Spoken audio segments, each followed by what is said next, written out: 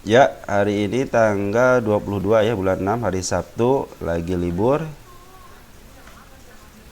Teman-teman, ini ada emiten yang tukar pikiran ya. Ada saham Pentavalent atau PV, Farmasi Riset dan Kesehatan Syariah. Jadi ini saham syariah ya. Kita lihat profilnya dulu. Ini adalah perusahaan distributor produk-produk farmasi dan barang-barang konsumsi seperti kosmetik, personal care, toiletries, dan household di Indonesia melalui 34 cabang. Jumlah lumayan banyak cabang ya. Ada 34 cabang, menjangkau penjualannya itu skala nasional. Kita lihat shareholdernya. Tan Crop Mega Buana pengendali ya 56%, masyarakat 18%. Masyarakat kecil ya, sedikit ya. Terus kita lihat number of shareholdernya, setidaknya sampai tanggal 31 Mei banyak yang masuk, 26 ya. 26 investor banyak yang masuk. Listingnya tanggal 24 Januari 2023, artinya tahun kemarin ya. Harga IPO-nya 149. Lihat holding komposisinya, lokal yang banyak ya. Terus lokalnya siapa yang megang, perusahaan ya 30,24 yang pegang, individunya lagi nyungsep. Foreign udah mulai pada keluar. Ada ini yang agak lumayan meningkat itu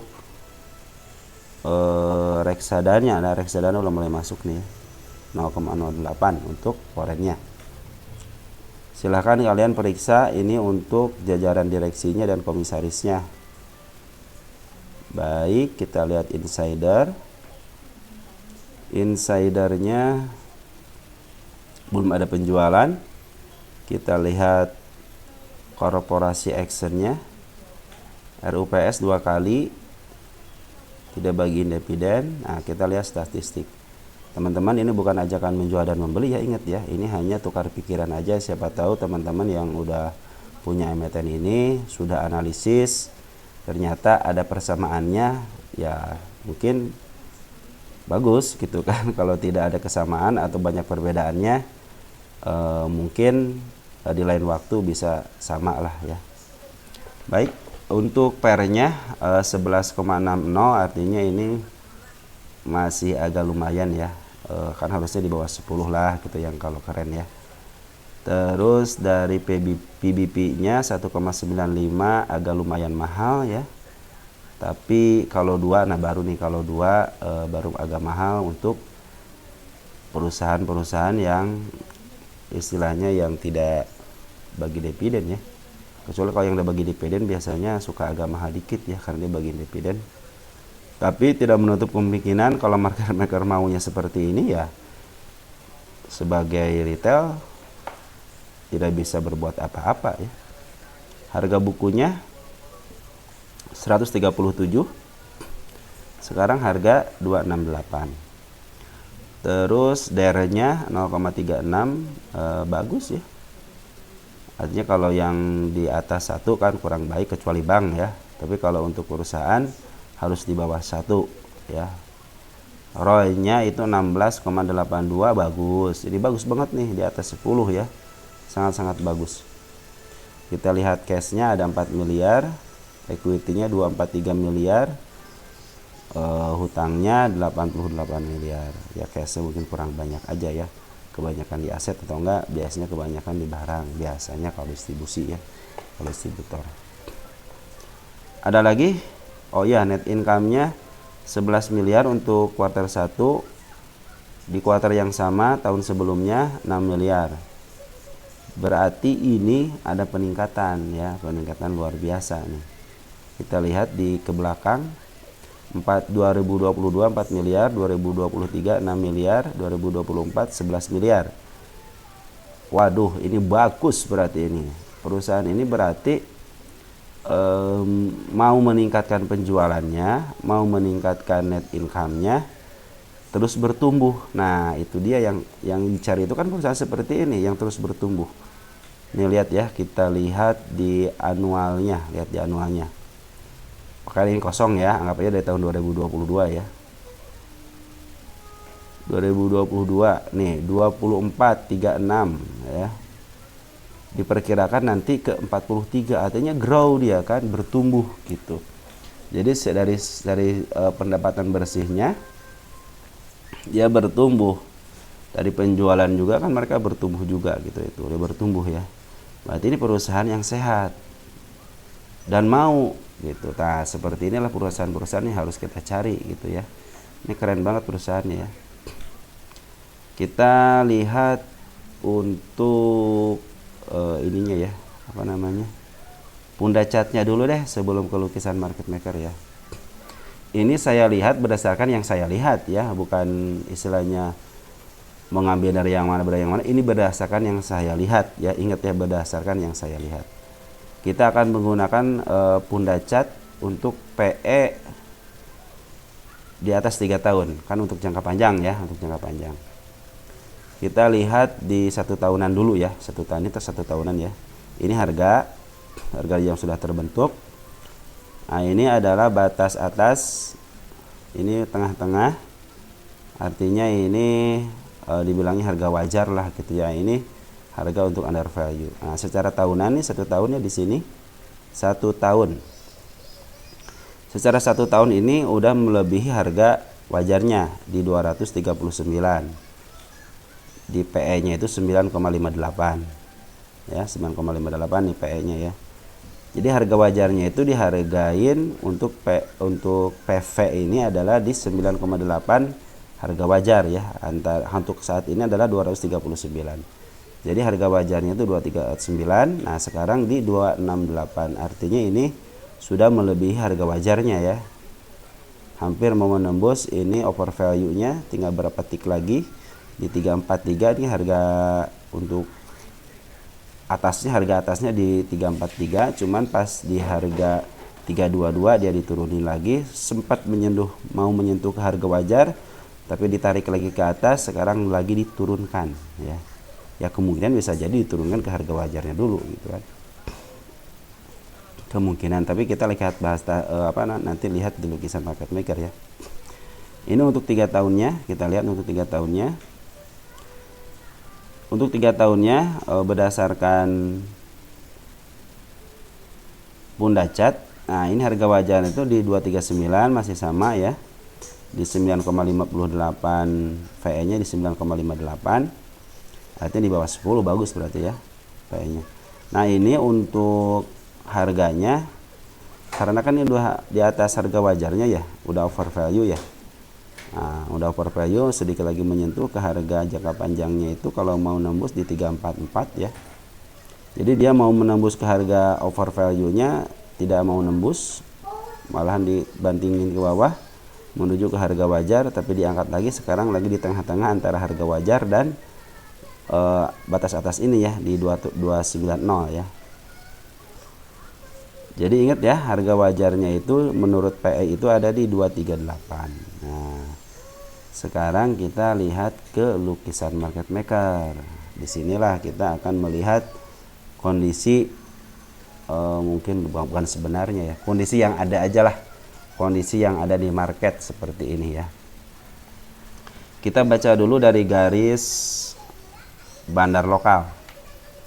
Bandar lokal itu udah ngambil dari sejak sini ya, ini di 28 Desember tahun 2023 udah ngambil pelan-pelan dan di up-nya itu ketika di sini ya, dia mengalami peningkatan yang signifikan itu di sini, tapi belum jualan ya di bulan apa nih, di bulan Mei, sampai menunjukkan harga di 280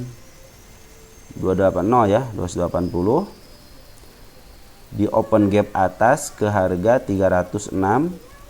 Karena ini open gap atas, akhirnya diturunin lagi, diangkat lagi untuk menutup gap ini dan terangkat, terus di up lagi. Dan sekarang diturunin, diangkat, diturunin ya. Nah, dari bandar lokal udah menunjukkan ini ada pembuangan ya, sampai sini pembuangannya jauh banget ya, pembuangannya udah mau sampai ke titik ini, titik dimana dia mengambil awal ya di harga 152 lah ya.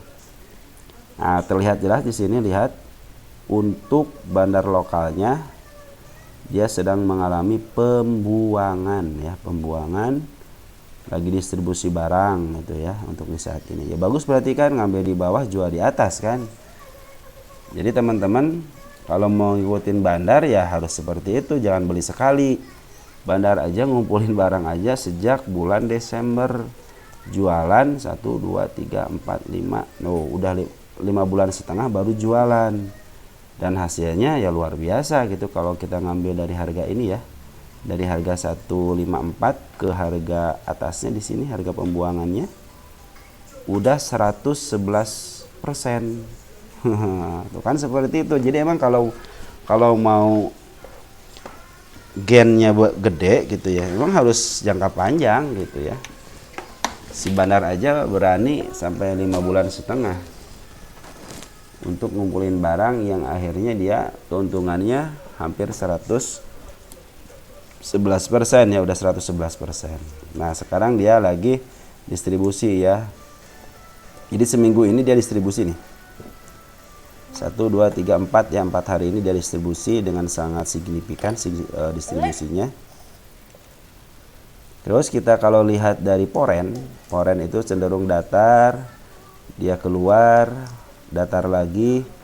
Pas hari tanggal 13 Juni, pas tanggal 13 Juni udah mulai nih, poren udah ngambil dikit-dikit nih.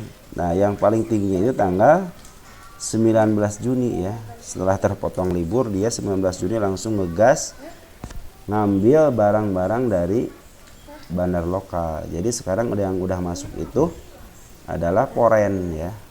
Kita lihat kondisinya dulu sebelum ke broker summary ya.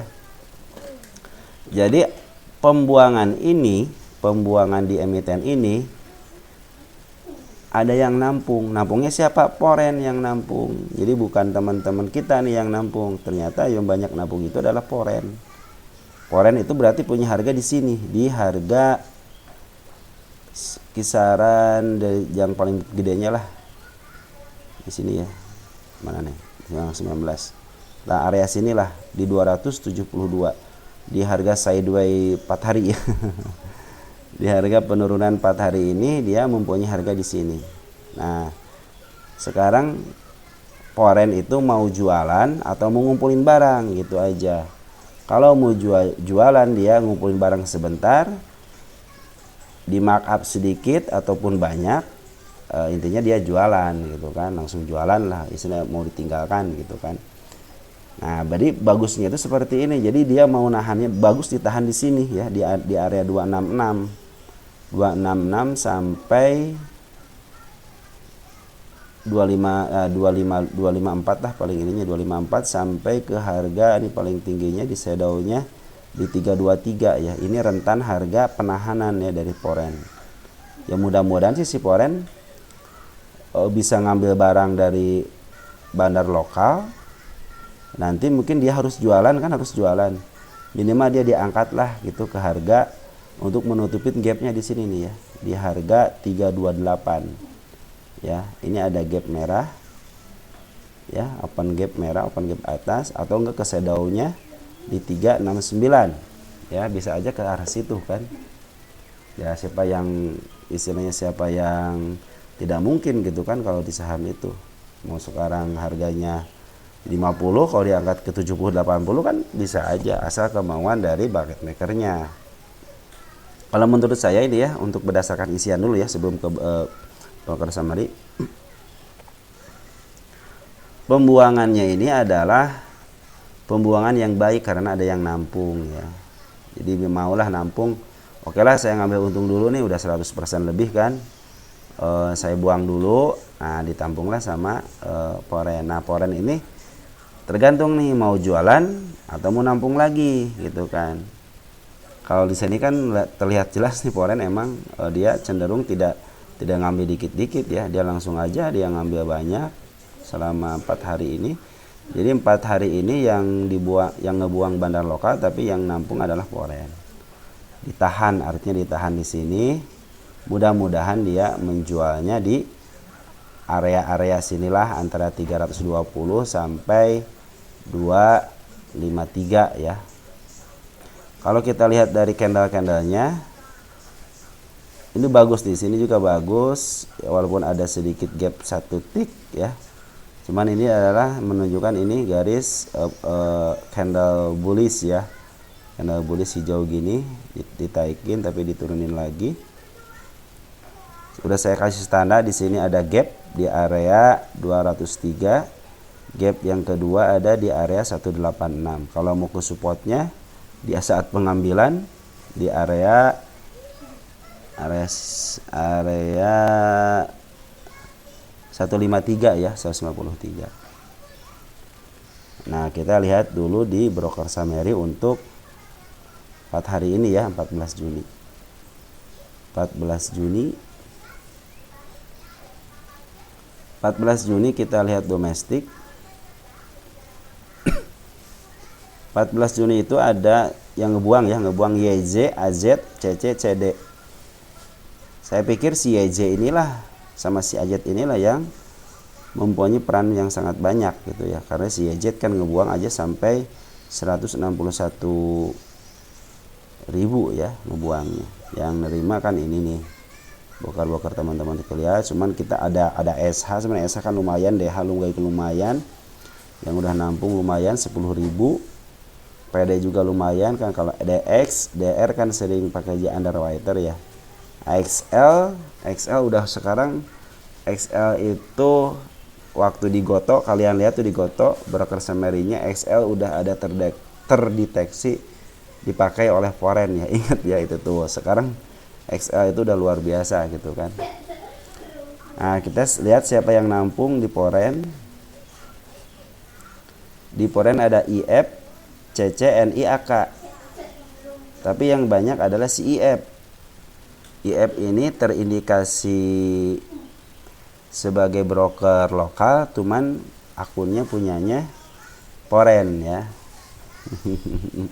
Artinya emang ini lagi nyaru lah gitu, nyaru jadi foreign, nyaru lokal, nyaru jadi foreign gitu, karena kan akunnya akun foreign. Ada AK, terus ada CC, cuman kalau AK sedikit ya, NI juga sedikit, yang banyak itu CC sama IP. Kalau CC ya, kalau CC, AK, BK, yang sebenarnya powerful itu sebenarnya si CC. CC kadang-kadang baik sama retail, dia mau jualan di atas sedikit gitu ya. Mulai sini nih, dia tuh kalau jualan kayak open gap bawah gitu kan, jualan disedaukan. Dia open di 268, dijual di 281. Sempat diturunin ke bawah buat average, biasa seperti itu. Nah, nanti dia jualan lagi ya. CC kan bagus kan, CC jualannya kan ada shadow seperti ini, menandakan dia emang sangat tidak mau mengganggu pergerakan dari MA gitu kan, dari candle gitu. Dia itu cenderung mengikuti lukisan market maker gitu, biar orang-orang analisis ya bisa narik garis sini, narik garis sana gitu kan, menjadikan lebih menarik si emiten ini. Nah, seperti itulah kalau CC pergerakannya ya. Baik, kita lihat lagi bagaimana pendapat saya. Nah, ini dia pendapat saya ya. Pendapat saya yang pertama, bandar lokal sudah ngebuang, tinggal nunggu pungutan balik untuk menandingi pergerakan dari foreign. Nah, foreign sekarang mau jualan di area sini atau memarkup harga. Memarkup harga artinya harus membeli dari bandar lokal gitu kan. Karena kan ini penurunan artinya nampung, tapi kalau mau ke atasin artinya si foreign harus ngambil dari bandar lokal gitu kan, ngehajar kanan untuk bandar lokal. Terus dari sisi frekuensi analyzer, memang dari sini semenjak dia tidak ada aktivitas apapun dari semenjak tanggal 02 April ya. Nah, dia kan cenderung kecil ya, apalagi di sini nih di tanggal 28 Mei ini memang ini area peperangan karena kempes banget. Ya, dan volumenya juga di sini bagus gitu kan. Istilahnya tebal-tebal dan tinggi-tinggi ya. Ini lihat ya, tebal-tebal dan tinggi-tinggi. Jadi ini lagi masa-masa area peperangan ya. Jadi pendapatnya seperti itu ya. Ini tergantung nih Poren mau memarkup harga gitu kan, atau mau ngumpulin barang gitu. Kalau lihat dari sini sih di tanggal 19 ya, di harga berapa ini 19 itu? 19 ya, harga di sini nih di harga 273 ya, dia ngambilnya banyak gitu ya. Kalau di sini ngambilnya banyak ya, saya pikir sih mudah-mudahan dia ngambil barang untuk swing dikit, swing pendek dikit, dia maaf harga ngambil dari bandar, dan bandar juga bekerja sama untuk menaikkan harga gitu aja sebenarnya sih. Tapi kalau lihat dari sini emang yang berperan aktif itu emang bandar lokal ya. Bandar lokal bahagia sekali di sini. Kenapa? Dia jualan di atas tapi ditampung di harga di sini ya, di harga-harga tinggi gitu, di harga tinggi ya. Nah, hati-hati aja kepada teman-teman yang mau beli, hati-hati aja ya, karena bandar lokal ini belum ketahuan mau sampai kapan buangannya, karena seminggu ini adalah pembuangannya sangat signifikan gitu ya. Kabar baiknya adalah si Poren yang nampung gitu aja ya. Nah, dari MA ini masih MA 20-nya di bawah MA 10, masih di atas MA 200. Ini pertanda masih bullish ya, masih ke arah atas ya. Ya mungkin di sini kan untuk penyesuaian aja lah gitu. Mungkin kalau kata orang-orang mau ngebuang-buang dulu penumpang-penumpang gelap gitu kan. Tapi saya bilang bukan ngebuang lah, artinya ya harus jualan lah gitu kan, udah untung banyak kok gitu, masa nggak jualan gitu kan. Buat apa tuh punya barang kalau nggak jualan, disimpan di gudang juga nggak ada gunanya gitu kan. Untuk investasi kan mereka bandar apa namanya, kalau bandar lokal kan saya harus dapat duit gitu kan. Kalau kita retail ya udahlah, tunggulah investasi udah 100% baru jual gitu kan. Ini juga sama gitu, bandar lokal juga menginvestasikan waktunya gitu kan, ngambil banyak gitu kan. Nah akhirnya udah untung ya harus jualan dong gitu kan, biar si barang juga berada di masyarakat, nanti biar bisa beli lagi gitu kan dari retail. Nah belinya di harga apa? Tidak mungkin lah kalau istilahnya bandar beli di harga tinggi ya. Kalau harga tinggi artinya dia mau memarkup harga, memanggil teman-teman scalping, teman-teman swing gitu kan, untuk aktif gitu di emiten ini gitu kan, biar menarik lah gitu kan. Jadi kita tunggu aja di sini. Secara candle sih, kalau secara candle bagus sebenarnya, ini secara candle bagus ya, penurunannya bagus, tidak melebihi batas markup harga di 244 ya. Ya teman-teman seperti itu. Mudah-mudahan si emiten ini mau jualannya di atas ya, Poren ya. Dan mudah-mudahan si bandar lokal ya bagian nahan, karena kan udah punya duit nih di sini. Ketika jualan pasti punya duit kan. Kalau dia sayang dengan emitennya karena fundamentalnya baik, ya pasti diangkat gitu kan, pasti diangkat. Kalau emitennya kan baik, ini dari fundamentalnya baik gitu ya. Istilahnya pertumbuhan income-nya bagus gitu, net income-nya, penjualannya bagus, terus apa lagi gitu kan, hutangnya juga sedikit gitu kan. Ini perusahaan kalau secara fundamental baik gitu ya. Cuman kan di lapangan kita tidak tahu kan, harga di sini aja ternyata bandar lokal jualan. Ya seperti itu teman-teman. Mudah-mudahan yang punya emiten ini sebenarnya udah cuan gede gitu ya, udah hampir 111% gitu ya.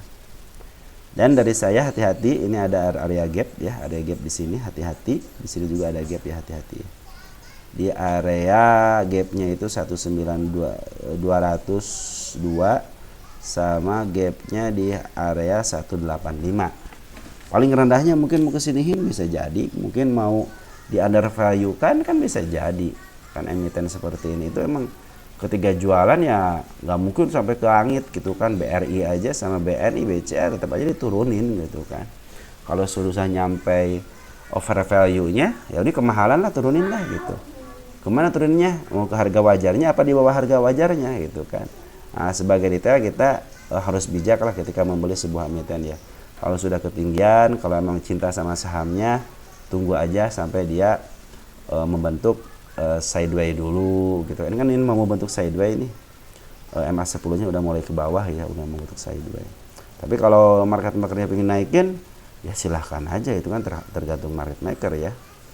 Targetnya mungkin kesini lagi gitu kan, ke harga over value nya di 331. Kalau kita ukur berapa kenaikannya ke harga 331, ya sekitar 21% lagi kan lumayan gitu kan. Polen itu biasanya tidak ngambil banyak-banyak, dia itu ngambil buang 1%, 2%, karena dia memang duitnya gede gitu sampai miliaran. Ya 1%, 2% atau 20% kan luar biasa, dari 3 miliar 4 miliar berapa, tinggal dihitung aja sama kalian ya. Oke, segitu aja, mudah-mudahan yang punya emiten ini membantu ya. Apabila ada kesamaan silahkan diambil, apabila ada perbedaan simpan aja dulu, siapa tahu perbedaannya itu bisa ditambahi dengan komentar-komentar kalian. Dan terima kasih kepada yang sudah subscribe, dan terima kasih kepada yang sudah komentar baik negatif ataupun negatif. Itu sangat membantu saya dan menambah ilmu-ilmu saya yang belum ada saya pahami. Sekian dan terima kasih, ciao.